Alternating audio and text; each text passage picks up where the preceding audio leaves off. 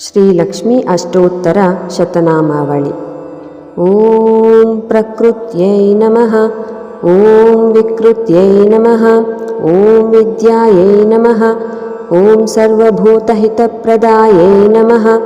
ॐ श्रद्धायै नमः, ॐ विभूत्यै नमः, ॐ सुरभ्यै नमः, ॐ परमात्मिकायै नमः, ॐ वाचे नमः, ॐ पद्मालयायै नमः, ॐ पद्मायै नमः,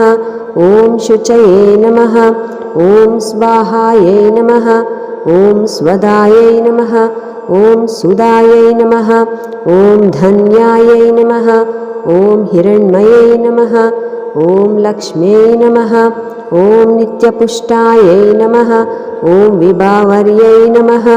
ॐ आदित्यै नमः, ॐ दित्यै नमः, ॐ दीप्तायै नमः, ॐ वसुधायै नमः, ॐ वसुधारिण्यै नमः, ॐ कमलायै नमः, ॐ कान्तायै नमः, ॐ कामाक्ष्यै नमः, ॐ क्रोधसम्भवायै नमः, ॐ अनुग्रहप्रदायै नमः, ॐ बुद्धये नमः, ॐ अनघायै नमः,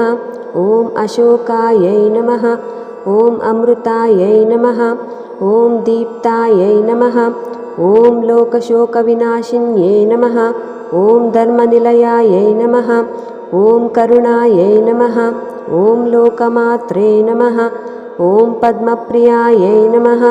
ॐ पद्महस्तायै नमः, ॐ पद्माक्ष्यै नमः, ॐ पद्मसुन्दरै नमः, ॐ पद्मोद्भवायै नमः, ॐ पद्ममुखै नमः, ॐ पद्मनाभप्रियायै नमः, ॐ रमायै नमः, ॐ पद्ममालाधरायै नमः, ॐ देव्यै नमः, ॐ पद्मिन्यै नमः, ॐ पद्मगन्धिन्यै नमः, ॐ पुण्यगन्धायै नमः, ॐ सुप्रसन्नायै नमः, ॐ प्रसादाभिमुखै नमः, ॐ प्रभायै नमः,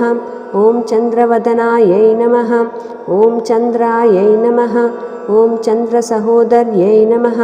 ॐ चतुर्भुजायै नमः, ॐ चन्द्ररूपायै नमः,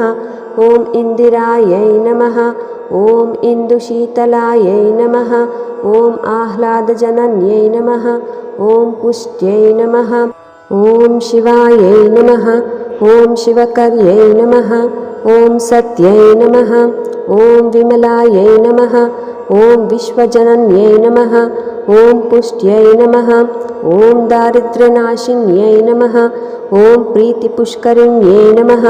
ॐ शान्तायै नमः, ॐ शुक्लमाल्याम्बरायै नमः, ॐ श्रियै नमः, ॐ भास्कर्यै नमः, ॐ बिल्वनिलयायै नमः, ॐ वरारोहायै नमः, ॐ यशस्विन्यै नमः,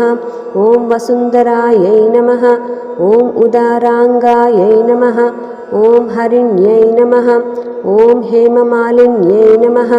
ॐ धनधान्यकर्यै नमः, ॐ सिद्धै नमः, ॐ स्त्रैणसौम्यायै नमः, ॐ शुभप्रदायै नमः, ॐ नृपवेश्मगतानन्दायै नमः, ॐ वरलक्ष्म्यै नमः,